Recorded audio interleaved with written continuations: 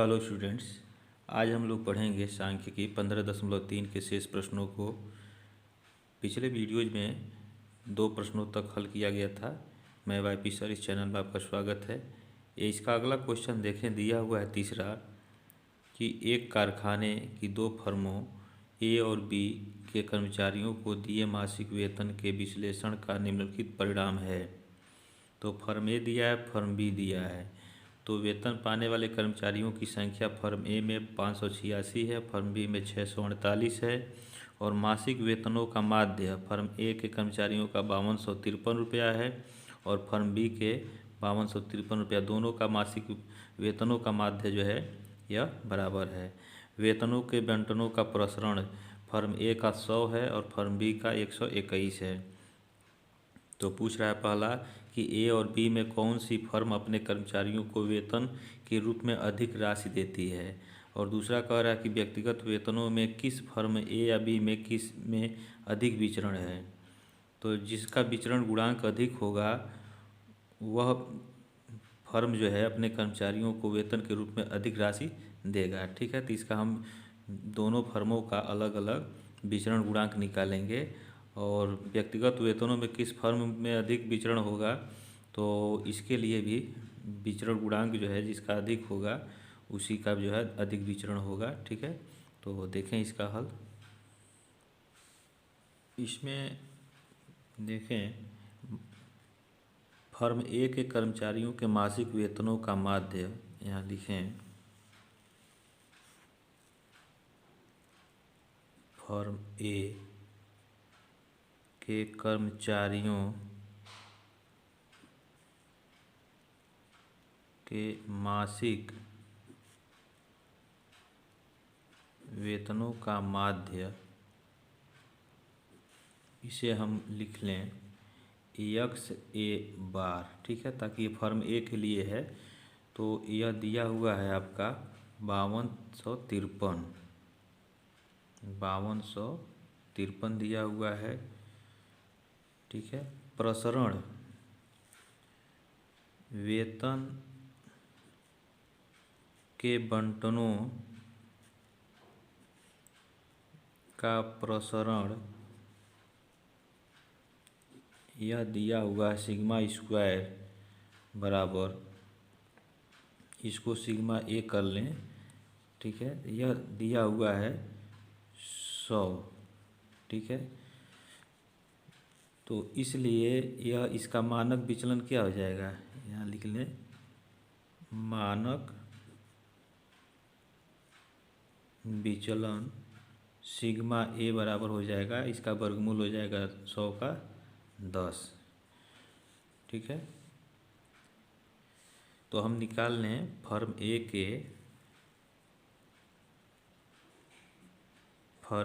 के वेतनों का विचरण गुणांक। यह कितना हो जाएगा, यह हो जाएगा सिग्मा ए यानी मानक विचलन बट्टे माध्य अगुणे 100। तो यह इसका मान है आपका सिग्मा ए का मान 10 अगुणे 100 अब बट्टे माध्य का मान जो है 5253 है। ठीक है, तो यह हो जाएगा आपका 1000 अब बट्टे 5253।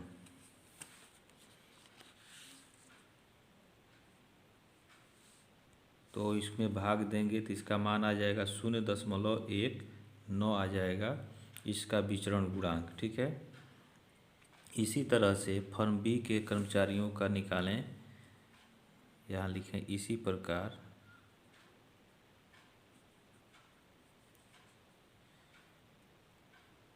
फर्म बी के कर्मचारियों के मासिक वेतनों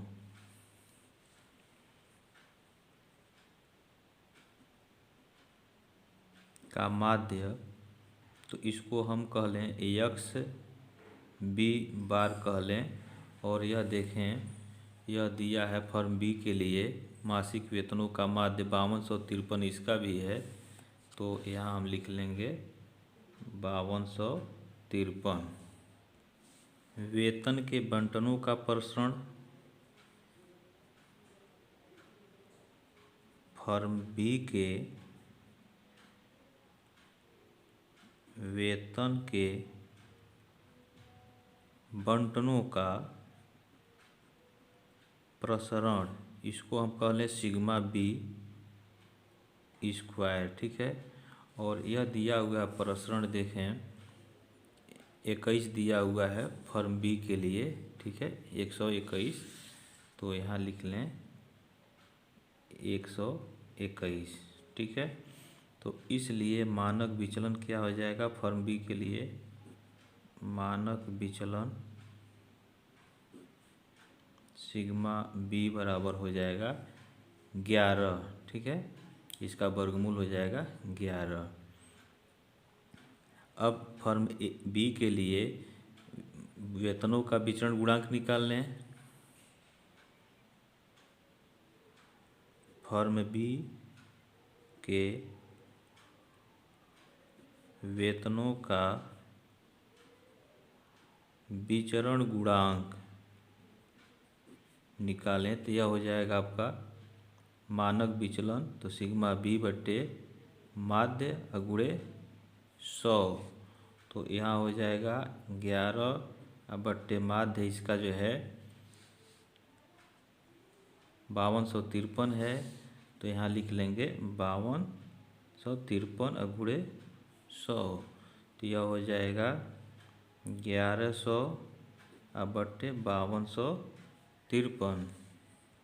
तो इसका विचरण गुणांक हो जाएगा 0.21, ठीक है।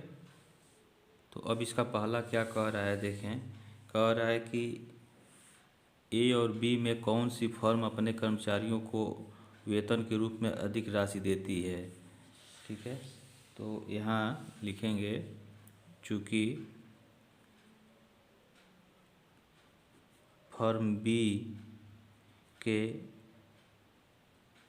वेतनों का, यहाँ देखें यह ए का जो है 0.19 आया है और बी का 0.21 आया है, तो बी का अधिक है। तो फर्म बी के वेतनों का विचरण गुणांक अधिक है, इसलिए फर्म बी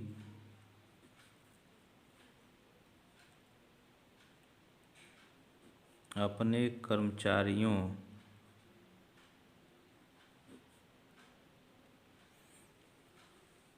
को अधिक वेतन देती है,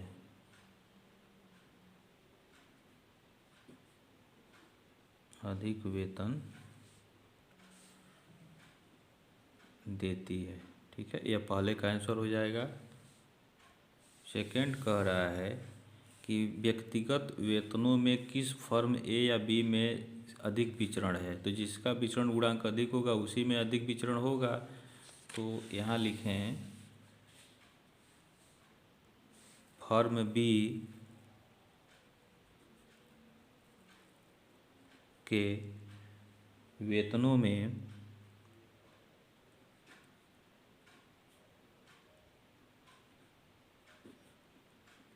अधिक विचरण होगा, ठीक है। तो यह इसका हल हो गया। नेक्स्ट क्वेश्चन देखें, चौथा दिया है कि टीम ए द्वारा एक सत्र में खेले गए फुटबॉल मैचों के आंकड़ों के नीचे दिए गए हैं।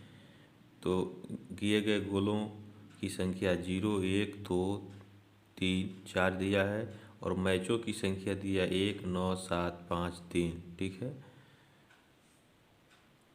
और टीम बी द्वारा खेले गए मैचों में बनाए गए गोलों का माध्य 2 प्रति मैच और गोलों का मानक विचलन 1.25 था।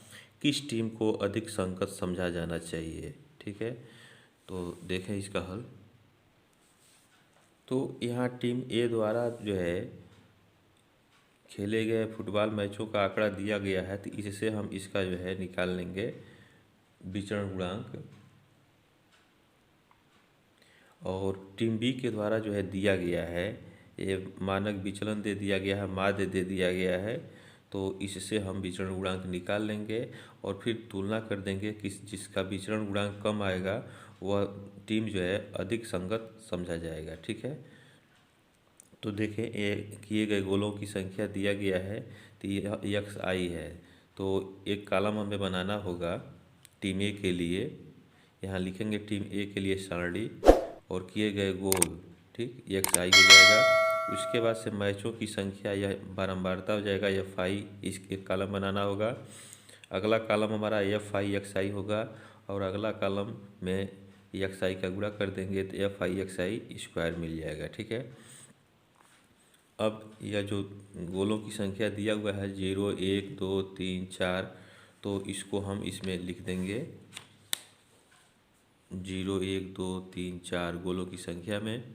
ठीक है, और मैचों की संख्या में जो है इसकी बारंबारता को हम लिख देंगे जो दिया हुआ है 1 9 7 5 3, तो इसमें हम लिख देंगे। ठीक है, अब अगला जो है हमारा कॉलम हो जाएगा, इसमें गुणा कर दें दोनों का तो यह एक हो जाएगा,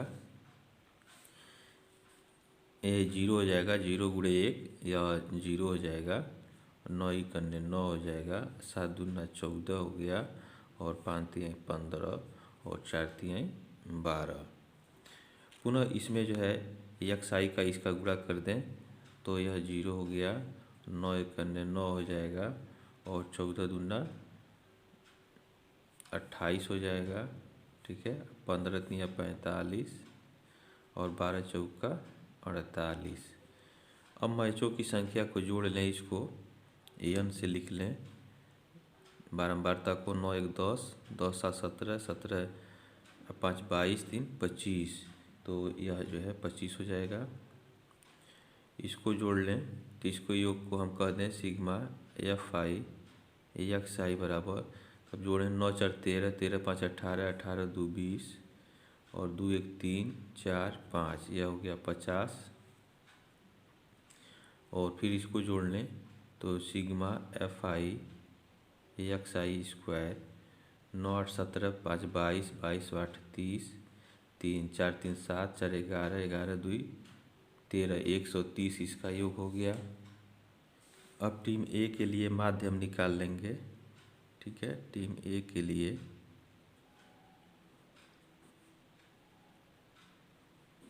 माध्य या क्या हो जाएगा, या इसको यक्स ए बार कह दें, टीम ए है ना, तो यहाँ लिखें सिग्मा एफ आई एक्स आई बट्टे एन, तो इसका मान जो है 50 है और एन का मान 25 है, तो यह हो जाएगा 2, तो इसका माध्य जो है 2 हो गया। अब इसका जो है निकाल लेंगे हम मानक विचलन टीम ए के लिए।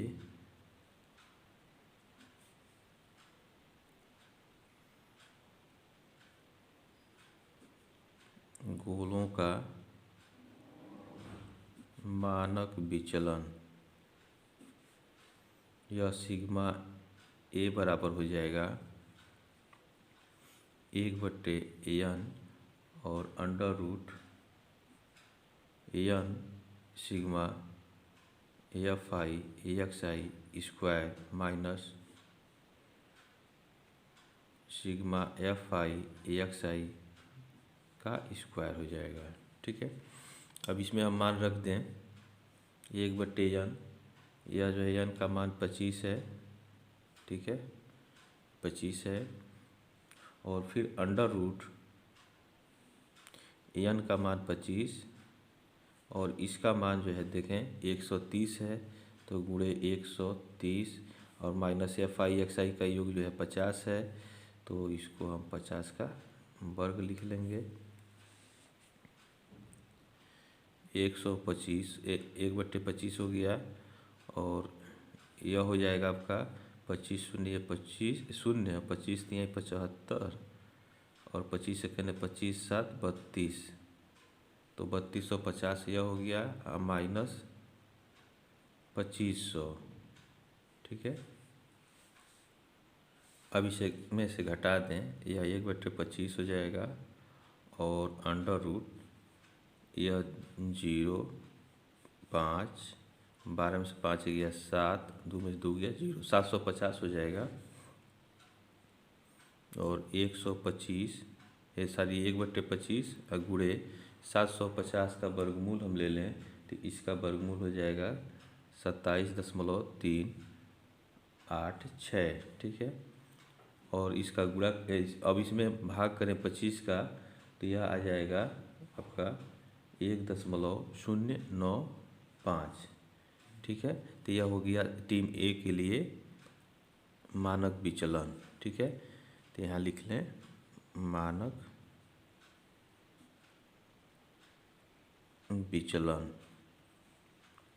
अब देखें टीम बी के दोनों का विचरण, अब टीम ए के लिए विचरण गुणांक हम निकाल लें इसका,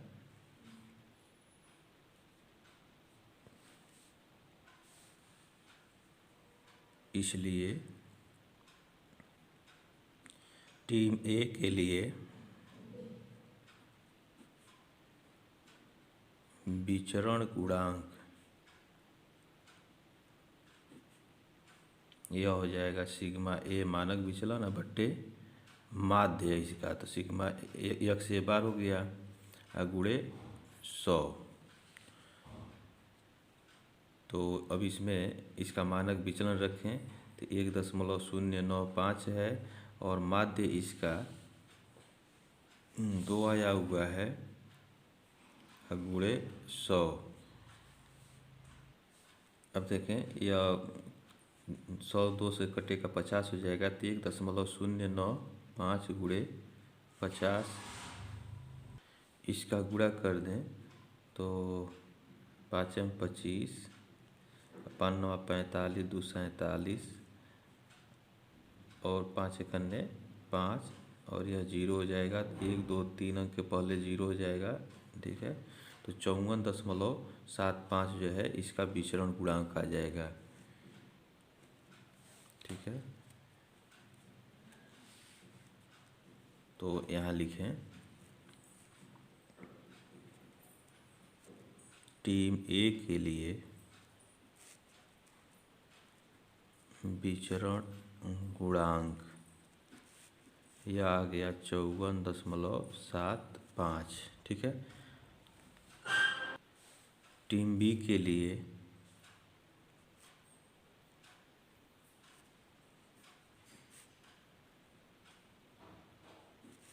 विचरण गुणांक यह हो जाएगा सिग्मा बी बट्टे एक्स बी बार गुणे 100।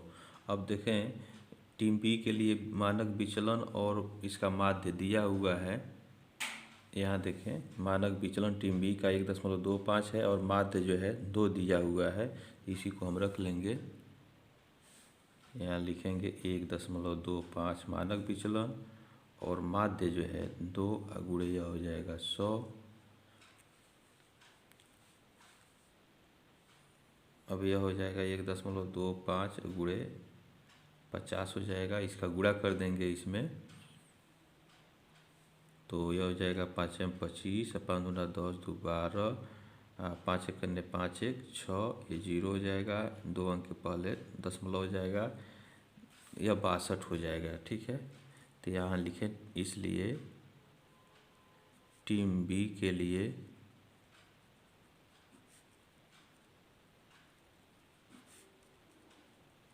विचरण गुणांक 62.50 हो गया। ठीक है, अब यहाँ देखें कि टीम ए के लिए विचरण गुणांक 54.75 है और टीम बी के लिए विचरण गुणांक जो है 62.50 है।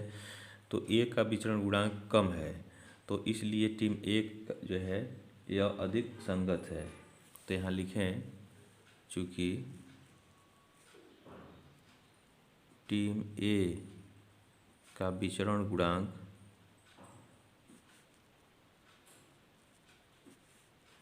विचरण गुणांक टीम बी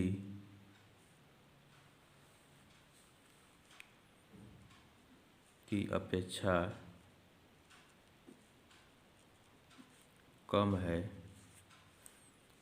अतः टीम ए अधिक संगत है।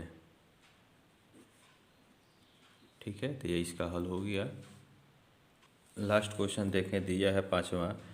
50 वनस्पत उत्पादों की लंबाई x सेंटीमीटर में और भार y ग्रामों में के योग और वर्गों का योग नीचे दिए गए हैं। तो यहाँ दिया सिग्मा i बराबर 1 से 50, तो एक्स आई बराबर इसका योग दिया है 212 और इसके वर्गों का योग जो है i बराबर 1 से 50 का यह 902.8 दिया है और भारों के जो योग दिया है i बराबर 1 से 50 यह 261 और इसके वर्गों का योग दिया i बराबर 1 से 50 का 1457.6। तो कह रहा कि लंबाई या भार किसमें अधिक विचरण है। तो हम लंबाई का जो है विचरण गुणांक निकाल लेंगे और भार का निकालेंगे, जिसका अधिक होगा उसी का विचरण जो है उसमें अधिक होगा। ठीक है, तो देखें इसका हल। यहाँ देखें, उत्पादों की लंबाई का योग यह कितना है, यह दिया हुआ सिग्मा i बराबर 1 से 50 एक्स आई बराबर 212 यह दिया हुआ है। ठीक है,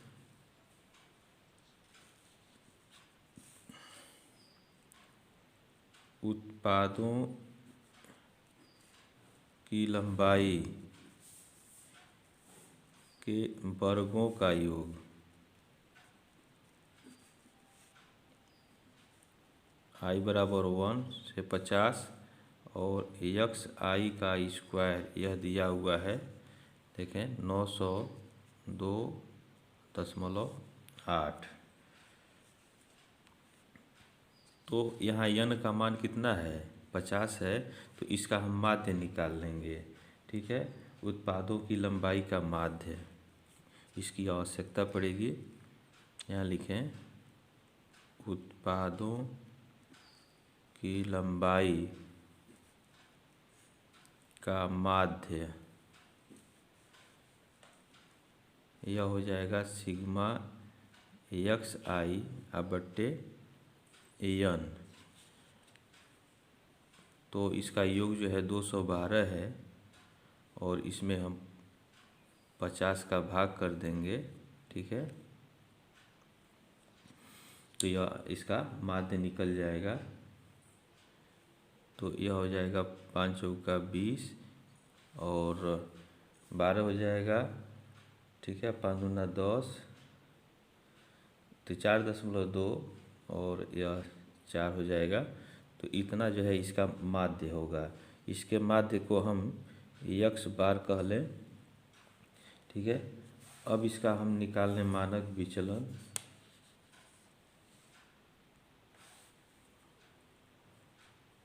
उत्पादों की लंबाई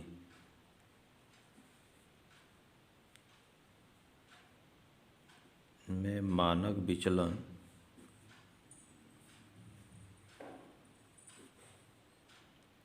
यह हम निकाल लें, तो 1/n और under root n sigma x i का square minus sigma x i का स्क्वायर हो जाएगा। ठीक है, अब इसमें मान रख दें, तो n का मान जो है 50 है और अंडर रूट 50 गुणे एक्स आई का स्क्वायर, इसका मान जो है 902.8 है।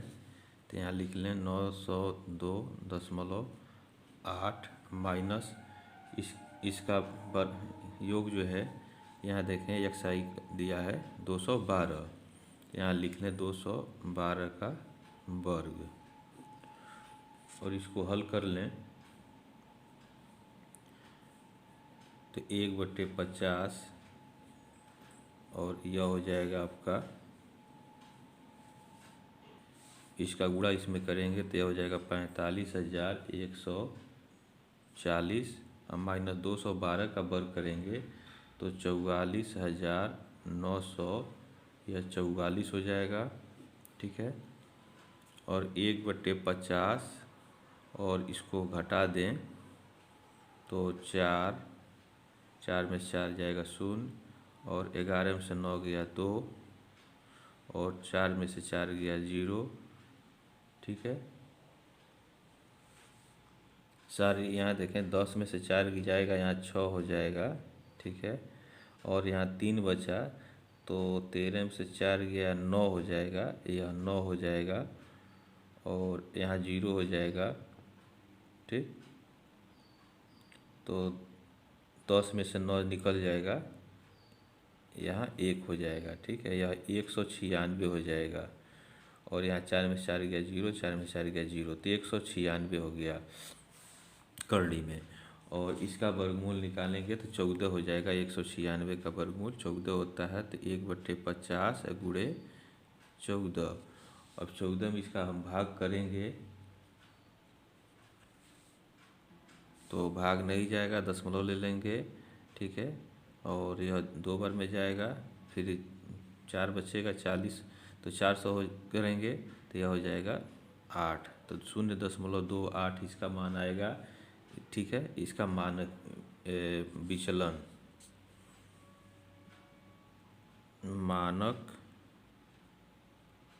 विचलन आ गया। अब यहाँ हम निकाल लेंगे लंबाई का विचरण गुणांक। लंबाई का विचरण गुणांक हम निकालेंगे तो यह हो जाएगा मानक विचलन बट्टे माध्य और गुणे 100। तो मानक विचलन इसका जो है 0.28 बट्टे माध्य इसका जो है आया है, देखें 4.24, तो यहाँ लिख लेंगे 4.24 और गुणे 100, तो यह हो जाएगा आपका 28/4.4 और इसमें भाग करेंगे तो यह आ जाएगा आपका 6.6। लंबाई का विचरण गुणांक, लंबाई का विचरण गुणांक। ठीक है, इसी तरह से इसके भारों का हम विचरण गुणांक निकालेंगे। ठीक है, तो यहाँ देखें भारों के उत्पादों के भार का योग ये दिया हुआ, इतना उत्पाद के भारों के वर्गों का योग इतना दिया है, तो इसका माध्य निकाल लेंगे 261/50 हो जाएगा। तो यहाँ लिखें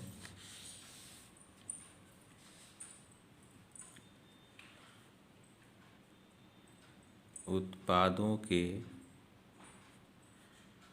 भार का योग, यह है सिग्मा YI बराबर 1 से 50 और यह दिया हुआ है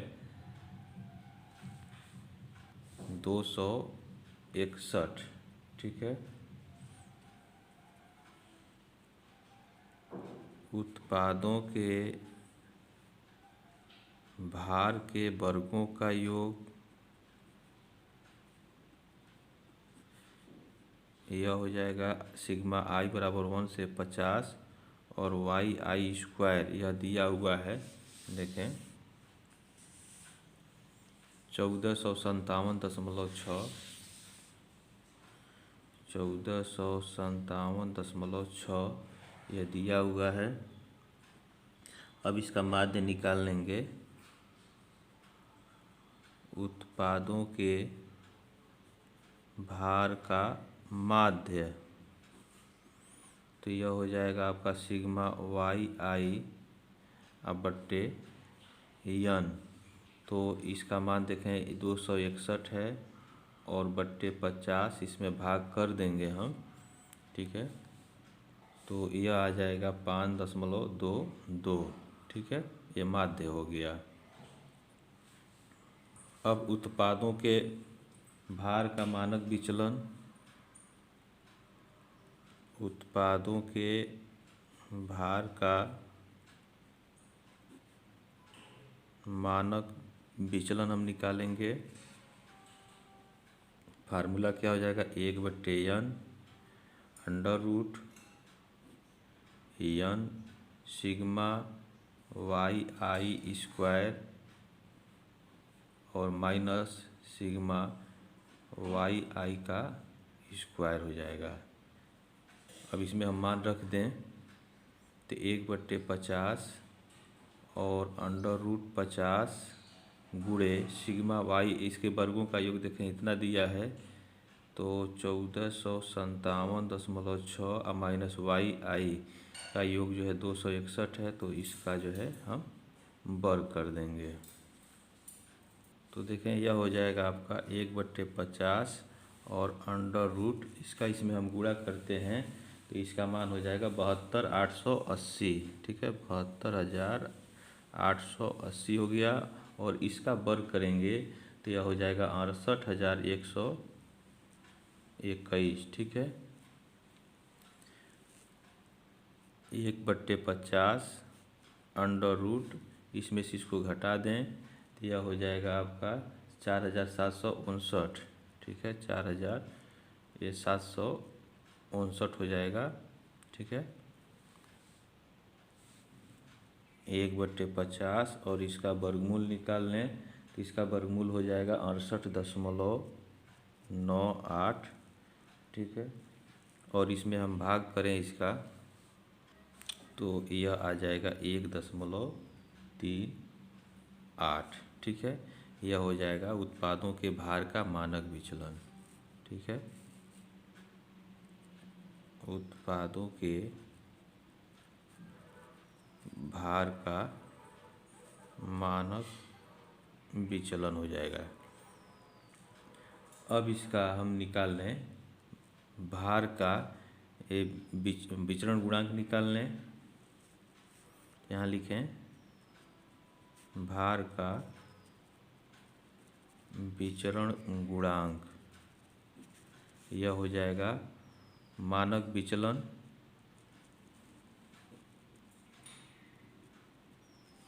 बट्टे माध्य भार का गुणे 100। तो मानक विचलन जो है यह आया हुआ है, मानक विचलन इसका 1.38 है और इसका माध्य जो है 5.22 आया है, उत्पादों के भार का माध्य।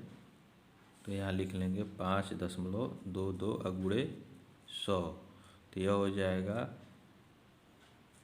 138 हो जाएगा यह, अब बट्टे 5.22। अब इसमें भाग करें तो यह आ जाएगा 26.43, यह भार का विचरण गुणांक हो जाएगा, भार का विचरण गुणांक। अब यहाँ देखें लंबाई का विचरण गुणांक 6.6 आया है और भार का विचरण गुणांक 26.43 है, यानी भार का विचरण गुणांक अधिक आया है। तो यहाँ भार में विचरण गुणांक अधिक होगा, यही पूछ रहा था, तो ये लिख लें। अतः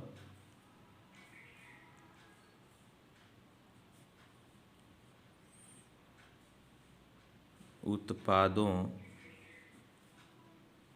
के भार में